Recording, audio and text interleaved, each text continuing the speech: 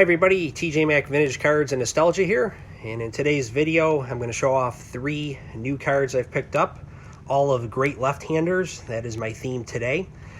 And then also I'm going to do a video response to the channel Vintage on Vintage. It's Steve's channel. Steve's a great guy in the community, so I want to support him.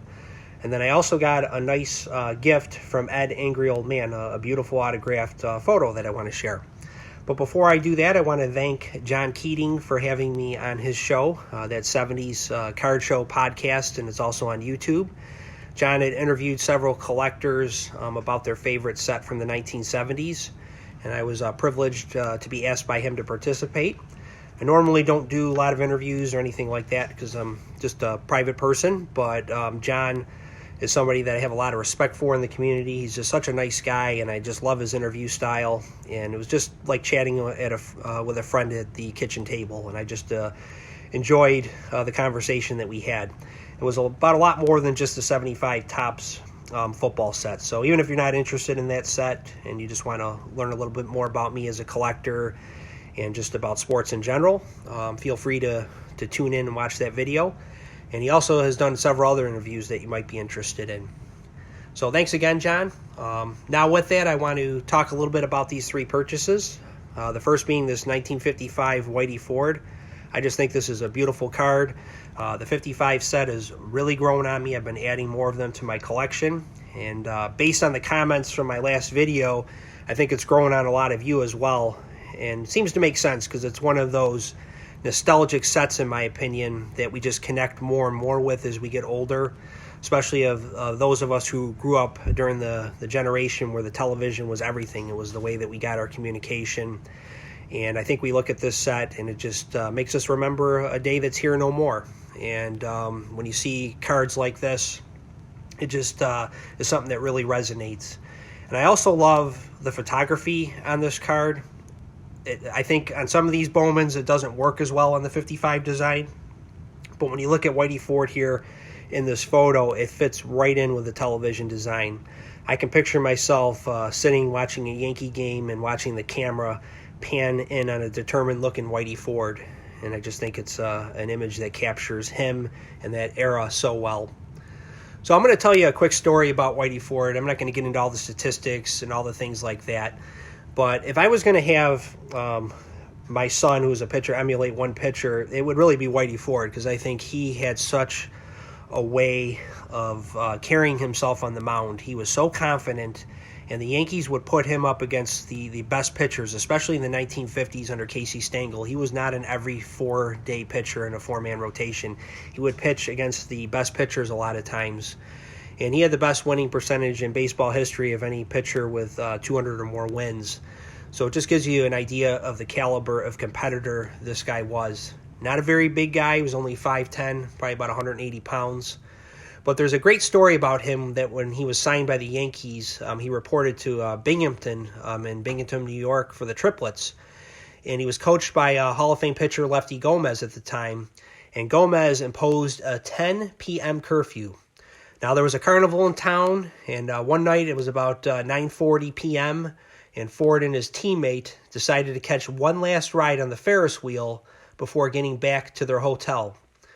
They ran into a problem when the Ferris wheel operator would not stop the wheel to let them off, and they ended up getting to the hotel a few minutes after 10 o'clock. They were confronted by an angry Lefty Gomez, who promptly fined each of them $5.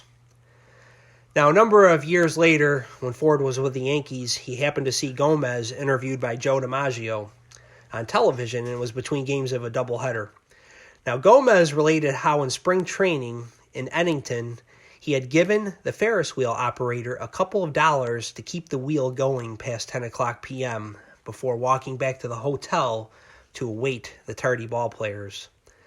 After the interview, Gomez came into the Yankees clubhouse only to be confronted by Whitey Ford, who said, "You SOB, how can you keep that from me all these years?" Gomez laughed and said, "I got a lot of mileage out of that story at banquets." Well, Ford ended up getting $10 back from Lefty Gomez that day, which was $5 more than he had to pay him in the fine. That was Whitey Ford, always scamming. And what's also interesting about him is that when he died in 2020, He died in a place called Lake Success, New York. And I think that's only fitting for how great a pitcher he was and how successful of a career he had. So there you have it. That is the 55 Bowman Whitey Ford. Next card I want to show off is a CSG 6.5 Frankie Albert. And I'm just saying the grade and the company here because I've never bought a CSG card before. So this is my first experience with it. And I did get some help from a group that Alex Bowman 53 has where we text back and forth. And a couple people that have bought CSG helped me out with it and getting a little better understanding of the company. And I'm very satisfied. I think it's a beautiful example. It was much lower price than the comparable PSA and SGC examples. And I'm about buying the cards. I just want to have it from a reputable company. So I'm very pleased with this addition to my collection. And Frankie Albert is just one of those players that I enjoy in history. He was probably better known as a college player than he ever was as a football player, but he was also a fantastic player in the NFL, or at that time, he finished with the NFL, but he was with the AAFC, which later merged with the NFL. But he was the first quarterback in 49ers history. Now, before playing with the 49ers, he played for Stanford, and he led them to a 1940 Rose Bowl victory.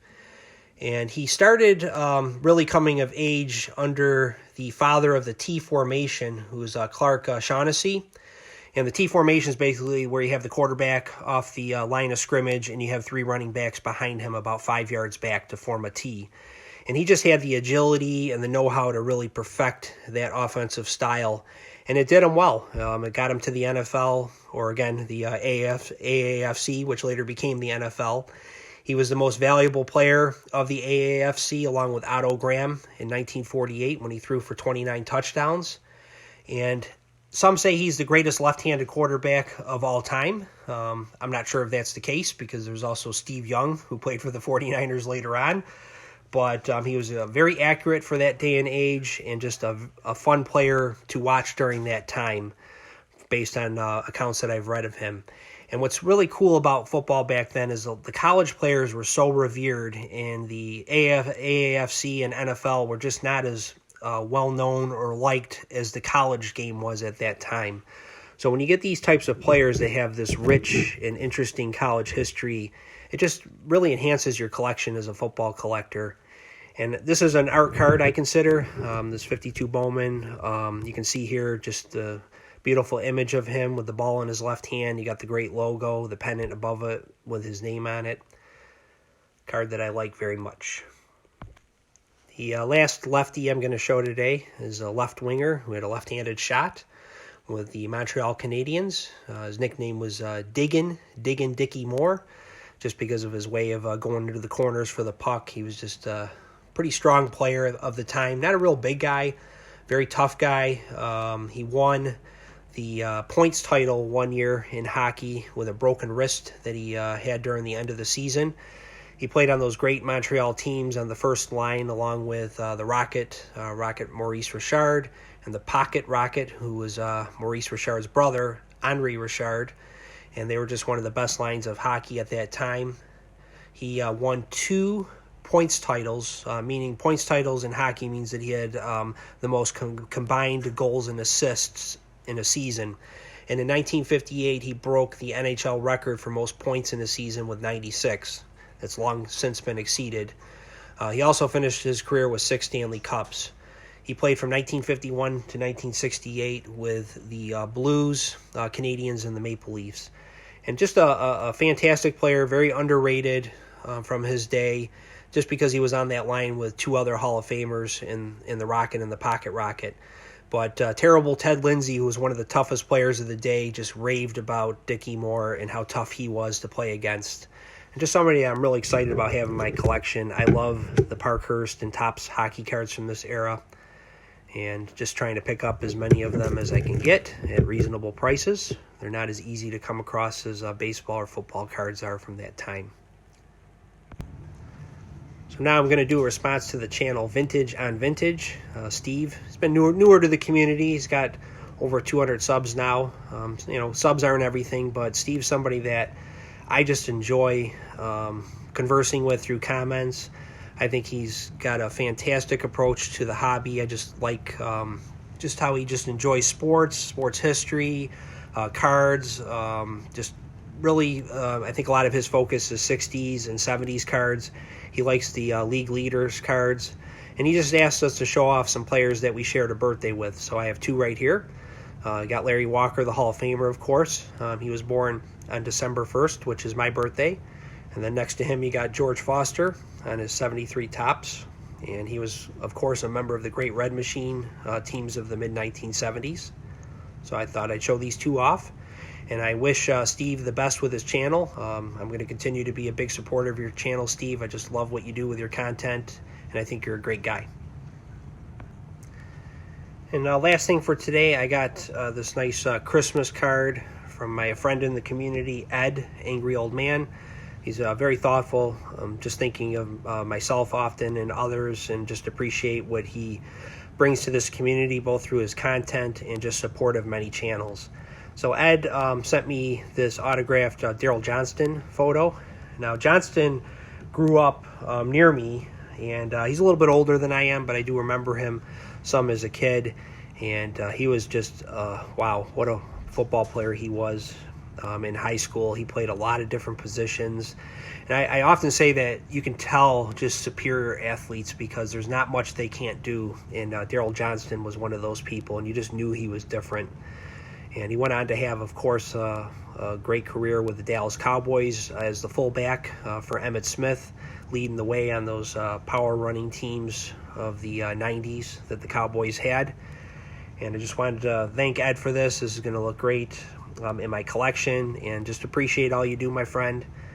So that's all I got for today. I hope everybody has a great weekend, and we'll talk again soon.